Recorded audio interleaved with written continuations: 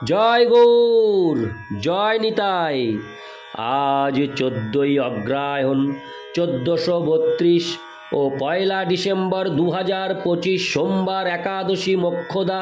এই মোক্ষদা একাদশীর দিনে আমি শ্রী চৈতন্য চরিতামৃত পাঠ করছি। আজ আমি পাঠ করছি শ্রী চৈতন্য চরিতামৃতের মধ্যলীলা প্রথম খণ্ড, দ্বাদশ পরিচ্ছেদ, গুন্ডিচা মন্দির মার্জনের শ্লোক 59 থেকে 77। নারায়ণ হে নারায়ণ, ভবভয়হরণম নারায়ণ। শ্লোক 59 থেকে 61। পীতাম্বর ধরে অঙ্গে রত্ন আভরণ, শ্রীকৃষ্ণ স্মরণে তেহ হইলা উদ্দীপন। তারে দেখি মহাপ্রভুর কৃষ্ণ স্মৃতি হইল, প্রেমাবেশে তারে মিলি কহিতে লাগিল। এই মহাভাগবত যাহার দর্শনে, ব্রজেন্দ্র নন্দন স্মৃতি হয় সর্বজনে। শ্লোকার্থ: রাজপুত্রের পরনে পীত বসন এবং তার সারা অঙ্গে নানা প্রকার রত্ন আভরণ ছিল। তাকে দেখে শ্রী চৈতন্য মহাপ্রভুর হৃদয়ে কৃষ্ণ স্মৃতির উদয় হল। তখন প্রেমাবেশে শ্রী চৈতন্য মহাপ্রভু তাকে বলতে লাগলেন, এক মহাভাগবত, একে দেখলে সকলের ব্রজেন্দ্র নন্দনের কথা স্মরণ হয়। তাৎপর্য: শ্রীল ভক্তি সিদ্ধান্ত সরস্বতী ঠাকুর তার অনুভাষ্যে বলেছেন যে, জড়বাদীরা ভ্রান্তভাবে দেহ এবং মনকে জড় ইন্দ্রিয় উপভোগের উৎস বলে মনে করে, অর্থাৎ জড়বাদীদের কাছে দেহটি সব। শ্রী চৈতন্য মহাপ্রভু মহারাজ প্রতাপরুদ্রের পুত্রকে বিষয়ীর পুত্র বিষয়ী বলে মনে করেননি এবং তিনি নিজেকেও ভোক্তা বলে মনে করেননি। মায়াবাদীরা ভগবানের সচ্চিদানন্দ বিগ্রহকে একটি জড়রূপ বলে মনে করে মহাভুল করে, কিন্তু তারা জানে না যে চিন্ময় বস্তুতে কোনো রকম জড় কলুষ থাকে না এবং জড় বস্তুতে চিন্ময়ত্ব কল্পনা করা সম্ভব নয়। জড় বস্তুকে চেতন বলে গ্রহণ করা যায় না। সে সম্বন্ধে শ্রীমদ্ ভাগবতে 10:84-13 বলা হয়েছে, ভৌমে ইজ্জোধি। জড়াসক্ত মায়াবাদীরা কল্পনা করে যে ভগবানের রূপ জড়, যদিও তাদের কল্পনা অনুসারে ভগবান অন্তহীন রূপে নিরাকার। এই মতবাদটি তাদের মনোধর্ম প্রসূত কল্পনা ছাড়া আর কিছুই নয়। শ্রী চৈতন্য মহাপ্রভু যদিও পরমেশ্বর ভগবান, তবুও তিনি গোপীভাব অবলম্বন করেছেন। মহারাজ প্রতাপরুদ্রের পুত্রকে দর্শন করে কৃষ্ণ স্মৃতির উদয় হওয়ায় তিনি তাকে নন্দনন্দন শ্রীকৃষ্ণ রূপে দর্শন করেছেন। এটাই শুদ্ধ জীবাত্মার অদ্বয় জ্ঞান দর্শন বা বৈষ্ণব দর্শন।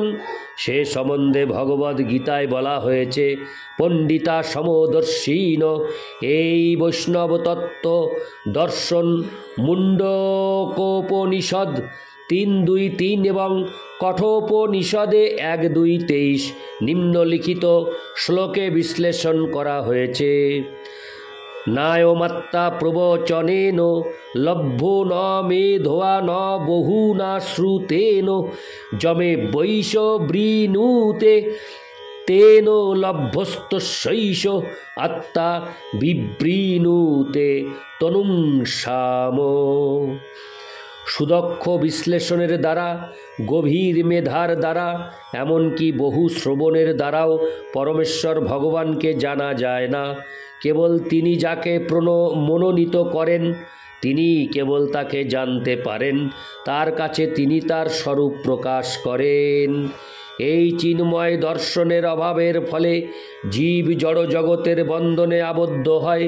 শ্রীল ভক্তি বিনোদ ঠাকুর তার কল্যাণ কল্পতরুতে গেয়েছেন, সংসারে আসিয়া প্রকৃতি ভজিয়া পুরুষ অভিমানে মরি, জীব যখন এই জড় জগতে এসে নিজেকে ভোক্তা বলে মনে করে, তখন সে জড় জগতের বন্ধনে বন্দী হয়ে পড়ে। ইতি শ্লোক 59 থেকে 61। শ্লোক 62। কৃতার্থ হইলাম আমি ইহার দর্শনে, এত বলি পুনঃ তারে কইল আলিঙ্গনে। শ্লোকার্থ।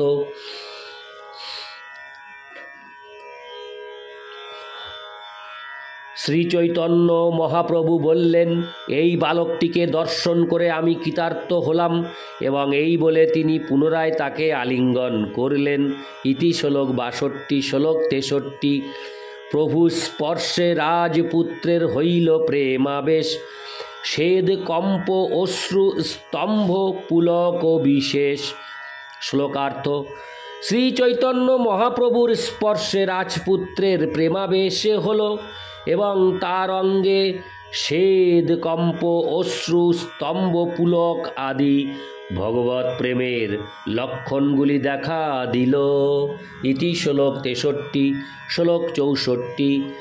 কৃষ্ণ কৃষ্ণ কহে নাচে করয়ে রোদন, তার ভাগ্য দেখি শ্লাঘা করে ভক্তগণ। শ্লোকার্থ। কৃষ্ণ কৃষ্ণ বলে সে তখন নাচতে লাগলো এবং রোদন করতে লাগলো। তার সৌভাগ্য দেখে ভক্তরা তার গুণগান করতে লাগলেন। ইতি শ্লোক 64। শ্লোক 65। তবে মহাপ্রভু তারে ধৈর্য করাইল, নিত্য আসি আমায় মিলিহ এই আজ্ঞা দিল। শ্লোকার্থ। তখন শ্রী চৈতন্য মহাপ্রভু তাকে স্থির করালেন এবং প্রতিদিন সেখানে এসে তার সঙ্গে সাক্ষাৎ করতে নির্দেশ দিলেন। ইতি শ্লোক 65। শ্লোক 66। বিদায় হঙ্গারায় আইল রাজপুত্রে লঙ্গা, রাজা সুখ পাইল পুত্রের চেষ্টা দেখিয়া। শ্লোকার্থ। তারপর শ্রী চৈতন্য মহাপ্রভুর কাছ থেকে বিদায় নিয়ে রামানন্দ রায় রাজপুত্রকে নিয়ে রাজপ্রাসাদে ফিরে এলেন। তার পুত্রের কার্যকলাপের কথা শুনে রাজা অত্যন্ত আনন্দিত হলেন। ইতি শ্লোক 66। শ্লোক 67। পুত্রে আলিঙ্গন করি প্রেমাবিষ্ট হইলা, সাক্ষাৎ পরশ যেন মহাপ্রভুর পাইলা। শ্লোকার্থ। পুত্রকে আলিঙ্গন করে রাজা প্রেমাবিষ্ট হলেন, যেন তিনি সাক্ষাৎ শ্রী চৈতন্য মহাপ্রভুর স্পর্শ পেলেন। ইতি শ্লোক 67।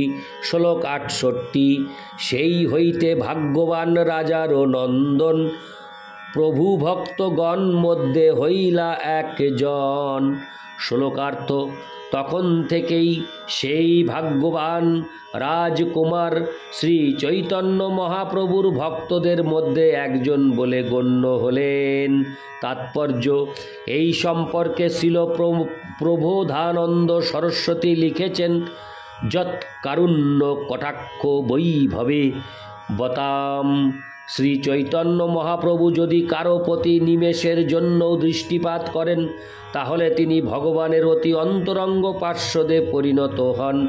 শ্রী চৈতন্য মহাপ্রভুর প্রথম দর্শনেই মহাপ্রভুর কৃপায় মহারাজ প্রতাপ রুদ্রের পুত্র সর্বশ্রেষ্ঠ ভক্তে পরিণত হয়েছিলেন। এই বিষয়ে নগ্ন মাতৃকা ন্যায় প্রয়োগ করা যায় না, অর্থাৎ মা তার। হরে কৃষ্ণ। ছোটবেলায় নগ্না ছিলেন বলে তিনি বড় হয়েও নগ্না থাকবেন, এটা ভ্রান্ত যুক্তি। কেউ যদি শ্রী চৈতন্য মহাপ্রভুর কৃপায় ধন্য হন, তাহলে তিনি তৎক্ষণাৎ ভগবানের শ্রেষ্ঠ ভক্তে পরিণত হতে পারেন।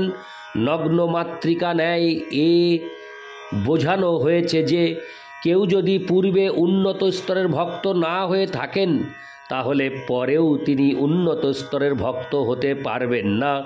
এই ধারণাটি যে ভ্রান্ত, তা রাজকুমারের দৃষ্টান্তেই প্রমাণিত হয়েছে।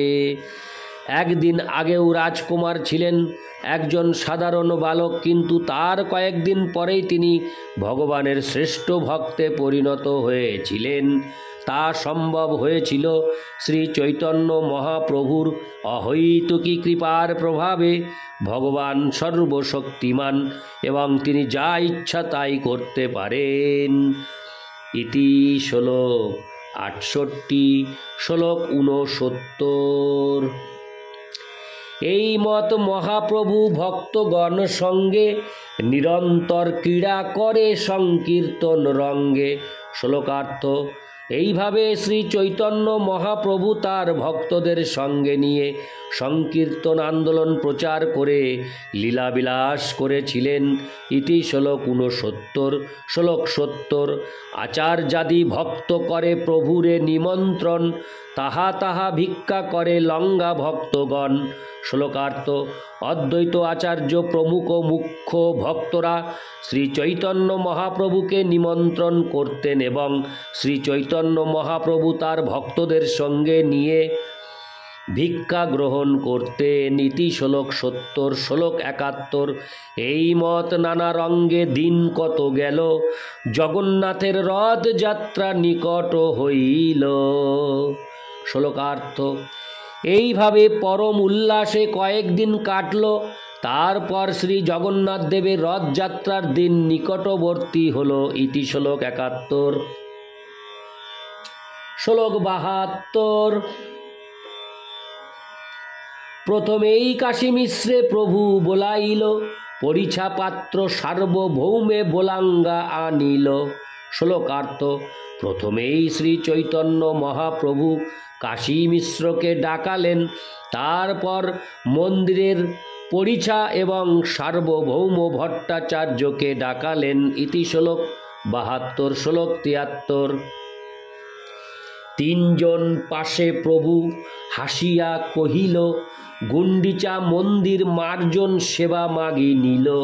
শ্লোকার্থ: এই তিনজনকে শ্রী চৈতন্য মহাপ্রভু মৃদু হেসে বললেন যে তিনি গুন্ডিচা মন্দির মার্জন সেবা করতে চান।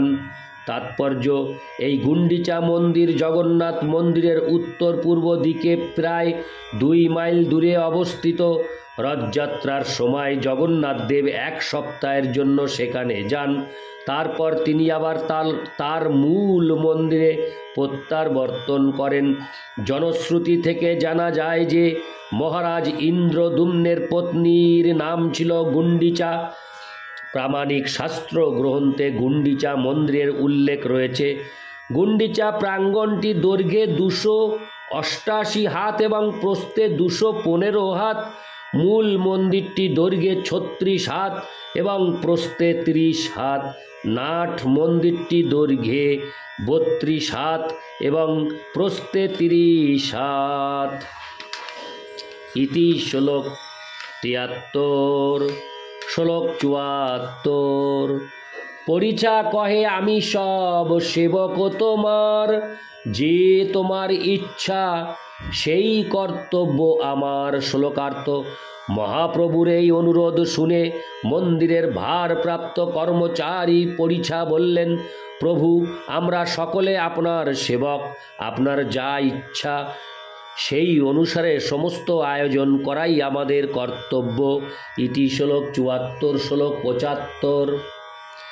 বিশেষে রাজার আজ্ঞা হঙ্গাছে আমারে, প্রভুর আজ্ঞা যেই সেই শীঘ্র করিবারে।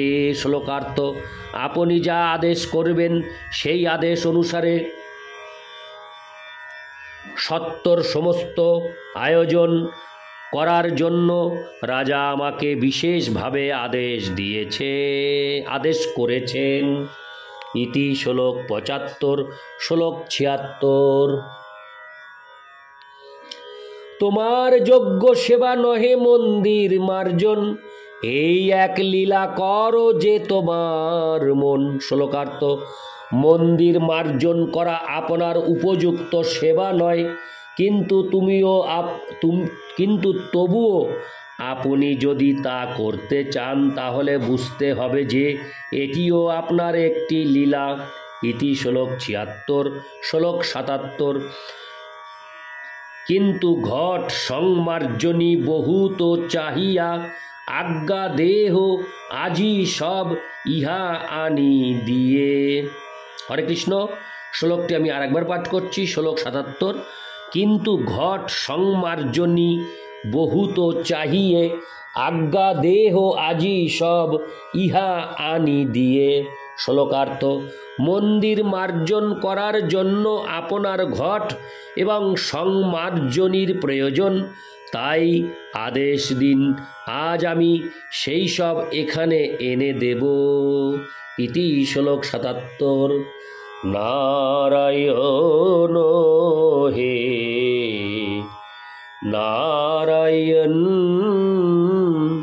ভবভয় হরে নাম নারায়ণ। জয় গৌর, জয় নিতাই।